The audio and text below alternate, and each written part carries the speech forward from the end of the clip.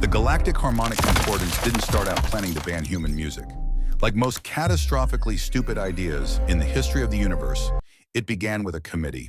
The GHC, as beings with better things to do with their time abbreviated it, had originally formed as a cultural exchange program between the 7 oldest spacefaring species.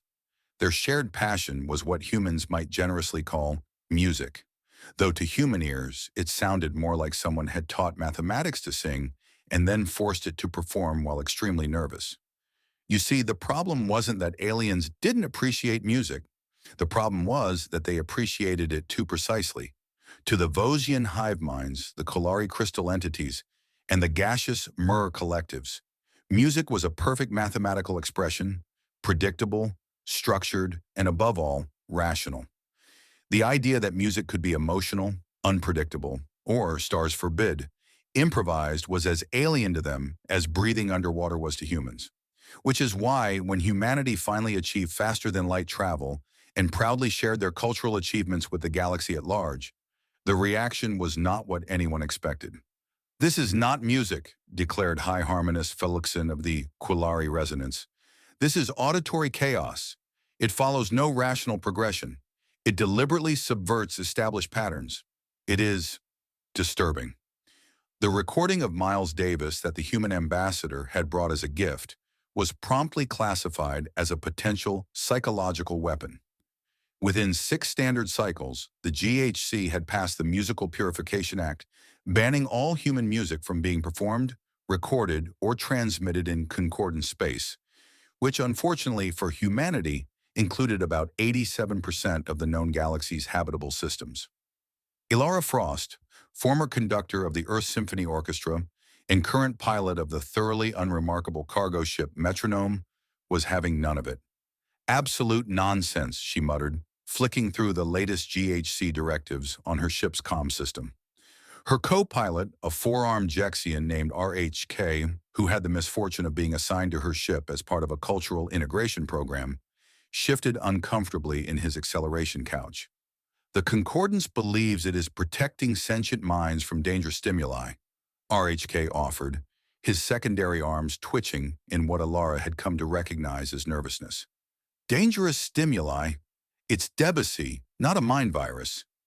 Ilara's fingers drummed an illegal rhythm on the console. At 53, with silver streaks through her black hair and lines around her eyes that deepened when she glared, which was often these days, she looked more like someone's intimidating aunt than a smuggler of forbidden cultural artifacts. But that's exactly what she had become. The Metronome's cargo hold currently contains 17 crates of agricultural supplies bound for the mining colony on Proxima 6. 15 of those crates actually contained hydroponics equipment. 2 contained something far more precious, data crystals loaded with thousands of hours of human music, spanning everything from classical to jazz to the latest synthetic compositions. "We're approaching the Cygnus checkpoint," RHK announced. His primary eyes focused on the navigation display, while his secondary ones darted anxious glances at Ilara. "Standard procedure," she replied, straightening her uniform jacket. "And remember, I know nothing about any contraband," RHK finished, all 4 hands raised in a gesture of innocence. "I am merely fulfilling my assigned duty of cultural observation." Ilara smiled. "You're learning."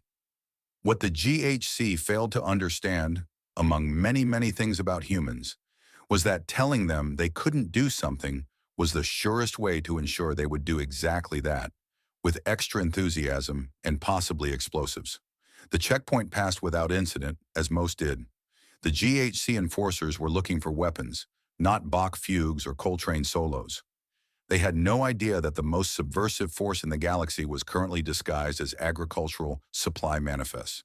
The dissonance didn't look like much of a resistance movement.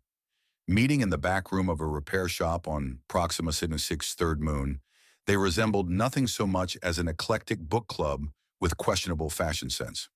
There was Dr. Mira Okafor, xenomusicologist whose research had been banned and credentials revoked. Beside her sat twins Kai and Lian Wang, former opera singers now working as mechanics. Hunched in the corner was retired GHC translator Tobias Mercer, who had been the first to warn Earth about the impending music ban. And towering over them all was Zixtal, a Kulari who had to wear a specialized environment suit just to exist in the same room as oxygen breathers. "You're late," Mira said as Alara slipped through the door. "Customs," Alara replied, dropping a heavy bag onto the table. "But I brought gifts." Zixel's crystalline form shimmered with excitement inside the environment suit, a reaction that would have gotten him immediately arrested and probably shattered by his own government. The Quillari musicologist had discovered human music 3 years ago while analyzing potentially harmful frequencies for the GHC. Instead of reporting the dangerous anomalies he found in human compositions, he had become obsessed. "Did you acquire the Wagner?" Zixtel's translator unit asked, its mechanical voice unable to convey the almost religious reverence in which the alien held human opera. "Better," Alara said, pulling out a data crystal.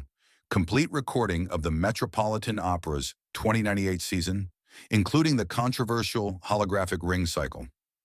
The alien's crystalline body vibrated at a frequency that humans couldn't hear, but could definitely feel in their teeth. "Careful," Kai warned. "Last time you did that, you cracked 3 of my mugs." "Apologies," Zixtel's translator chirped. "Emotional regulation is difficult when contemplating human artistic expression, which is exactly why the GHC banned it," Tobias said, his voice carrying the weary tone of someone who had spent decades translating idiotic, bureaucratic decisions into multiple languages. "They genuinely believe human music causes dangerous neural patterns in non-human brains." "They're not entirely wrong," Mira pointed out. "Look at Zixtel. By Kulari standards, he's practically having a psychotic break just thinking about Wagner." "I prefer to think of it as enlightenment," Zixel countered. Ilara cleared her throat. "Speaking of enlightenment, I found something." She activated a small holographic projector. "The GHC is planning their centennial celebration in 3 weeks. Every high-ranking official, every diplomatic representative, and most importantly, every media feed in Concordance space will be focused on one location." The hologram showed a massive amphitheater carved into the side of a mountain on Harmonious Prime, the GHC's ceremonial homeworld. "The Grand Harmonic Chamber," Zixel whispered, "built to amplify and perfect mathematical sound progressions." "Exactly," Ilara said, a dangerous smile spreading across her face. "And I've been contracted to deliver specialized acoustic equipment for the ceremony." Leon leaned forward. "You're not suggesting Operation Crescendo," Ilara confirmed. "We're going to hijack the most important musical event in GHC history and broadcast human music to every corner of Concordance space." A moment of stunned silence followed, broken by Tobias's dry chuckle. "Well, if we're going to commit cultural terrorism, we might as well aim high." "It's not terrorism," Mira objected. "It's, aggressive cultural exchange." "It's suicide," Kai said flatly. "The security will be impenetrable." "Not with Zixel's credentials and my delivery clearance," Ilara countered. "And I've found something else.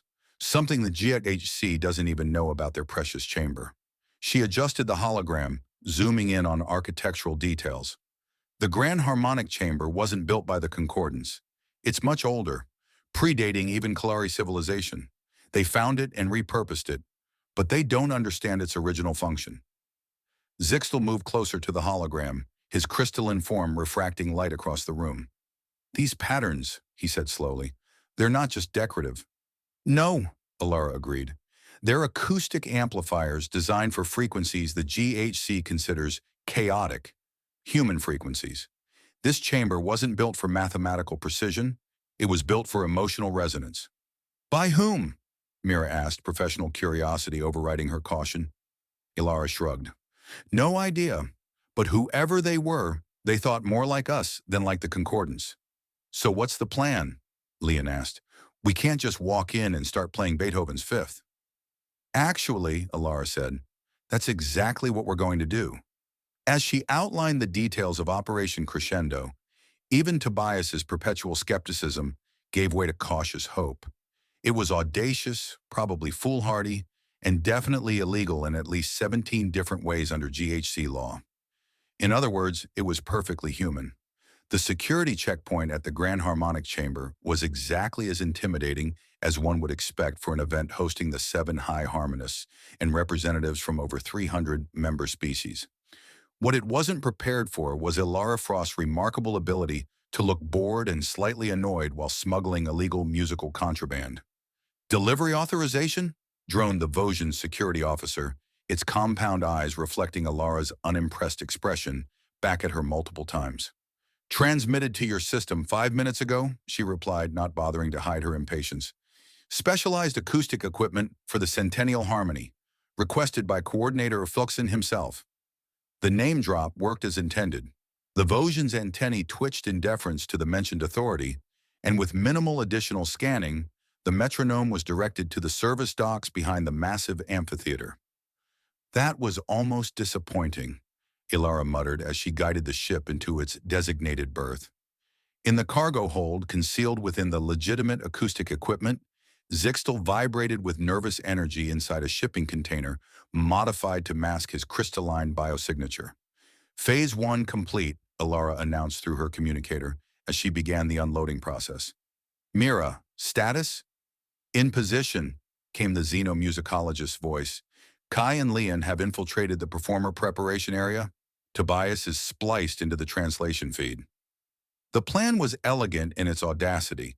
While Ilara and Zixtel installed the specialized equipment, actually modified to broadcast human music instead of the mathematically perfect tones the GHC expected, the others would ensure the broadcast reached beyond the amphitheater to every connected system in concordant space. As Ilara wheeled the container holding Zixtel through service corridors, she couldn't help but marvel at the grand harmonic chamber. The ancient amphitheater was genuinely breathtaking, a sweeping curve of stone that seemed to flow like frozen music, with intricate patterns carved into every surface. Under the GHC's modifications, crystalline structures had been embedded throughout, designed to capture and perfect sound according to their mathematical standards. What they didn't realize was that those crystals would serve the dissonance purpose far better than their own. "It's magnificent," Zixtel whispered once they reached the main control room and he could emerge from his container. "The original builders understood something profound about sound that my people have forgotten." "Save the architectural appreciation for later," Ilara said, checking her timepiece. "We have 23 minutes before the ceremony begins." As they worked to install their modified equipment, replacing key components of the GHC sound system with their own, Ilara's mind drifted to the history that had brought them here. Humans had always used music as a weapon and a shield, from war drums that steeled soldiers' nerves to protest songs that toppled governments. When the GHC had banned human music, they hadn't understood they were attacking something as essential to humanity as breathing. They might as well have tried to ban laughter or tears. "Final connections complete," Zixtel announced, his crystalline form glittering under the control room lights. "The system will appear to function normally until we activate the override." "Perfect timing," Ilara replied as her communicator vibrated. "The ceremony is starting." Through the control room's viewing panel, they watched as the amphitheater filled with representatives from across the concordance. The 7 high harmonists took their positions at the center of the stage, their diverse physiologies, from crystalline to gaseous to vaguely insectoid, arranged in a pattern meant to symbolize unity through mathematical perfection. "Now we wait for the keynote address," Ilara said. "Then, when they begin the Centennial Harmony, we introduce them to real music," Zixel finished, a hint of what could only be described as mischief coloring his translated voice. The keynote address droned on exactly as one would expect from a bureaucracy that had elevated boredom to an art form. Ilara used the time to check in with the rest of the team, confirming that all broadcast systems were ready. Finally, the high harmonists moved into position for the Centennial Harmony, the mathematical sound composition that would symbolize another 100 years of the concordance's perfect order. "Ready?" Ilara asked, her finger hovering over the activation switch. "Since I first heard Beethoven's Ninth Symphony," Zixtel replied. Ilara smiled and pressed the switch. For one perfect moment, the amphitheater was silent. Then, instead of the precise, predictable tones of the Centennial Harmony, the opening notes of Beethoven's Ninth Symphony, specifically the Ode to Joy, filled the space. The reaction was immediate and chaotic. The high harmonists froze in confusion. Security personnel began frantically searching for the source of the disruption. Audience members reacted with everything from alarm to curiosity to what appeared to be involuntary physical responses. Look, Sixel said, pointing at the monitoring screens. Their neural patterns are changing. On the displays showing the amphitheater's biometric security scans, waves of unusual activity spread through the gathered species. But it wasn't the dangerous reaction the GHC had feared. It was something else entirely. They're responding emotionally, Alara whispered, just like you did.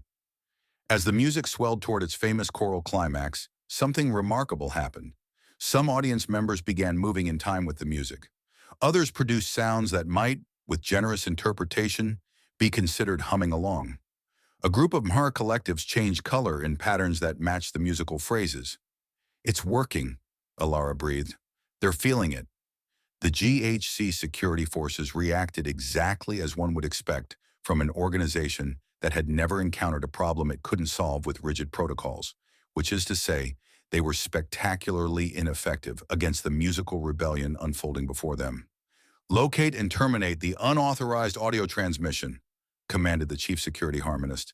A Vosgian whose compound eyes were rapidly changing color in what his species considered a sign of extreme distress, but which coincidentally matched the rhythm of Beethoven's masterpiece perfectly. Their efforts were hampered by two unexpected developments. First, the transmission wasn't coming from a single source, but had been integrated into the amphitheater's own acoustic system. Second, and more problematically, several of the security officers appeared to be enjoying the music. The broadcast has reached all major concordance systems, Tobias reported through the secure channel. Feedback is coming in. They're listening. In the control room, Ilara and Zixtel watched in amazement as the data feeds showed the transmission spreading across concordant space. On hundreds of worlds, beings were experiencing human music for the first time without the filter of GHC propaganda. We should move to phase 2, Ilara said, activating the second program in their modified system. As Beethoven's Ninth concluded, it was replaced by a carefully curated sequence. Bach's Toccata and Fugue in D minor, showcasing mathematical complexity that even the Kalari could appreciate, followed by jazz improvisations demonstrating creative spontaneity, indigenous earth music highlighting cultural diversity, and finally contemporary compositions that blended human emotion with technological precision. The high harmonists are calling an emergency session, Mira reported from her position near the main stage, but half of them can't stop moving to the rhythm. Outside the control room, the sound of approaching security forces echoed down the corridor. Time to implement our exit strategy, Ilara said, gathering their essential equipment. Zixtel, are you ready? The crystalline being hesitated. I believe I should stay. That's not the plan, Ilara objected. If they catch me, a respected Kalari musicologist, experiencing this music without harmful effects, it changes the narrative, Zixel explained. One human smuggler they can dismiss as a terrorist. One of their own transformed by human music? That's a revolution. Before Ilara could argue further, the doors to adjacent corridors slid open, revealing GHC security forces. But instead of immediately arresting them, the officers paused, clearly conflicted. This music, one of them said, its translator struggling to convey the complex emotions in its voice. It makes me feel things I have no classification for. That's the point, Ilara replied. Music isn't meant to be classified. It's meant to be felt.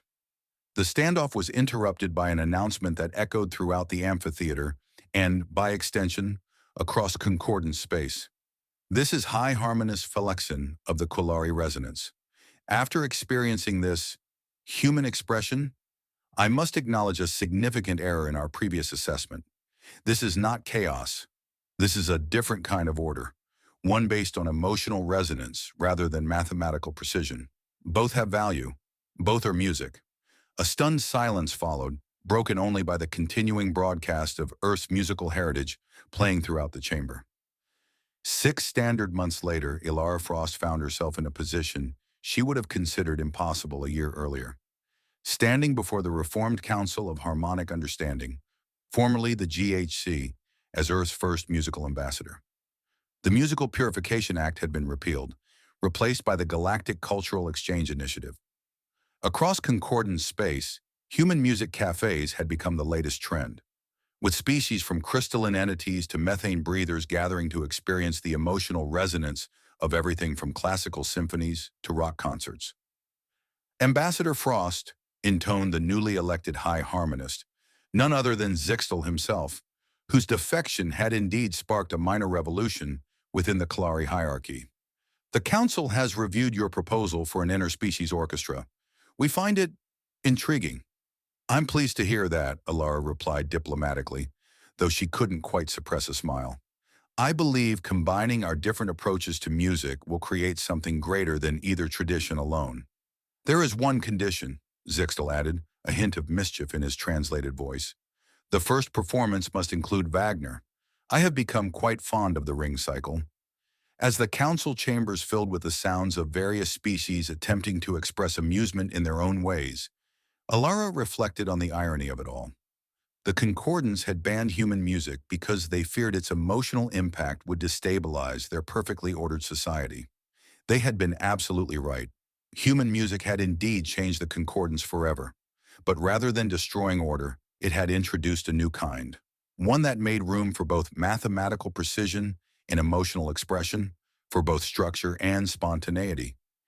In the end, the most powerful weapon in humanity's arsenal hadn't been their technology, their resourcefulness, or even their stubborn defiance of authority, though all had played their part. It had been their ability to create art that could reach across the biological gulf between species and touch something universal. As it turned out, the universal language wasn't mathematics after all. It was music.